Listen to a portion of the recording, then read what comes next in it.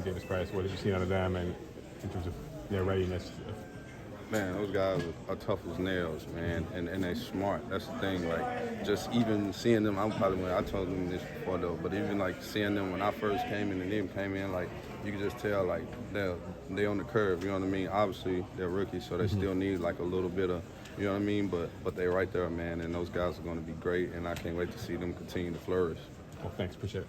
So, Jeff, is there anything to just how physical you guys play in this particular system as to why, you think you've been hurt in the past, Elijah's been banged up a couple times? Is it simply because of how hard you guys play out there? Nah, I wouldn't say that. 9 times out of 10, if you go back and look at the injuries or stuff that happened, it's on some fluke stuff. Like you said, it's like, man, like it's football. A lot of stuff you can't even control. It's not like they wasn't prepared or didn't train or they didn't get their body rights over the off season.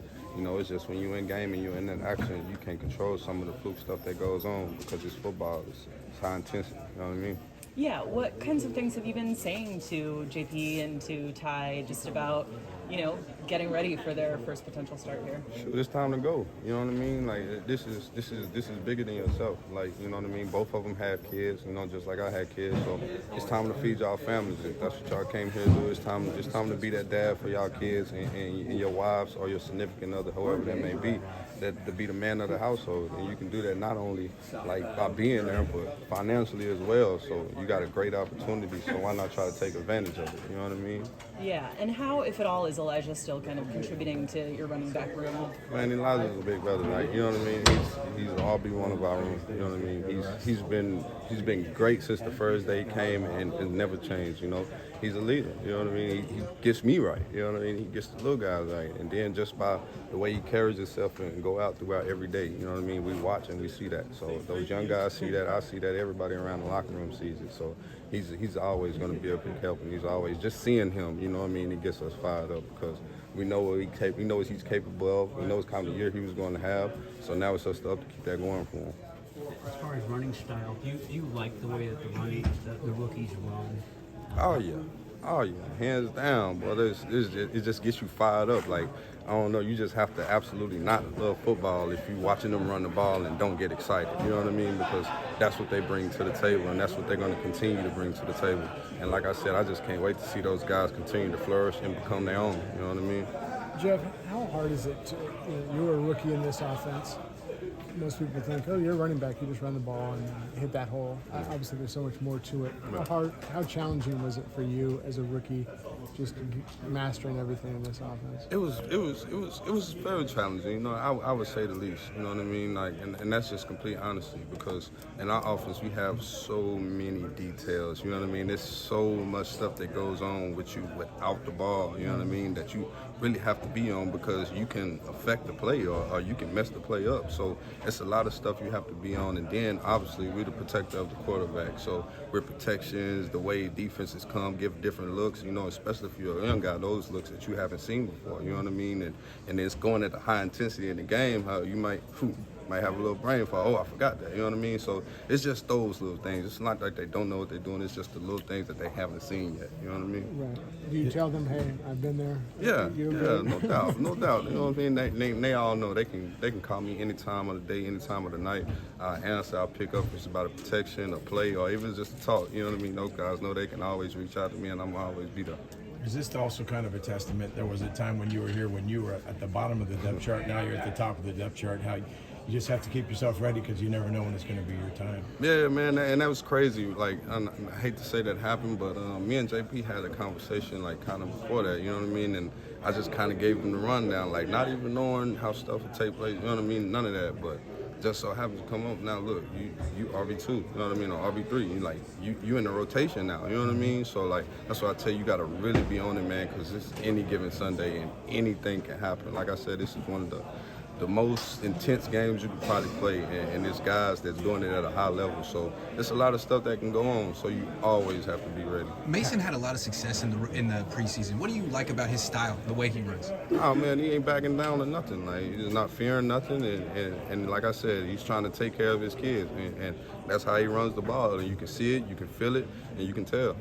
Having been the guy who was one of them, and now You know, is this, I won't call it rewarding, but to get to where this is undoubtedly where you wanted to be when you first came into this league. Is there a moment that you can reflect on that you're the lead running back for this game?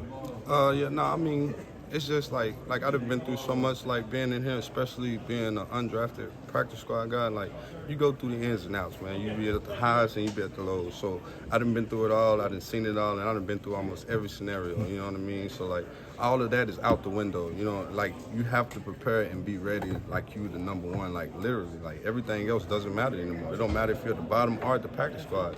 It's like I said, next week you could turn around and it could be 2 injuries, and you could be the number one guy next week. You know what I mean? So like I said, it's just always being ready, staying ready, so you don't have to get ready. One of your first times that you had to be ready was 2018 at Seattle. Man, as I said, and that crazy and the condensed coincidence, you know what I mean? So like, yeah, man, in that game, man, I did some bonehead things in that game. You know what I mean? I didn't bring it up for that. Yeah, like I remember you hit somebody pretty good. Yeah, I did that too, but you know what I mean? But that's what I was saying. It just goes back to, like, you know what I mean? Was I really ready for that opportunity and knowing what was really at stake? You know what I mean? And at that time, like, I wasn't. You know what I mean? Because it was a lot of stuff, like a lot of bonehead stuff I did. You know what I mean? So, like, in terms of it's just assignments, protections, little MEs. You know what I mean? Just being an actual number one running back in the NFL. Like, I wasn't that at that time. You know what I mean? But it was just the fact I was at the practice squad. Okay, I felt sorry about myself. Man, I'm never gonna get called up to be number one. Should we have Raheem, Matt, Jed, like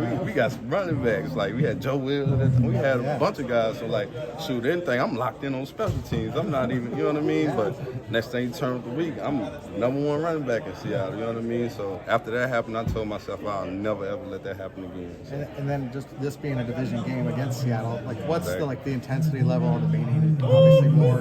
Oh yeah, it's very intense. And then some of those guys, you know, you go through and you didn't have like dinners with them or talk to them, and they just made you feel like you wasn't, you know what I mean, really capable or best, or you weren't good enough to be. So it's like you never forget about none of those things, man. And so like, we on a mission, and this is the start to really get to where we want to be at the end of the year. So we got to take care of business. Do you relay that Seattle story to tie into JP? Oh yeah, man. I talk about it all the time, man. Like, that's what I tell. Like, that's why I had the conversation with him. You know what I mean? Earlier, when I was just telling him, man, hey, look, you can be up, like, you can be booming, and you can be this guy. You know what I mean? Right. So that's why I tell him, man. It's just always staying ready, man, because that's the type of league we in.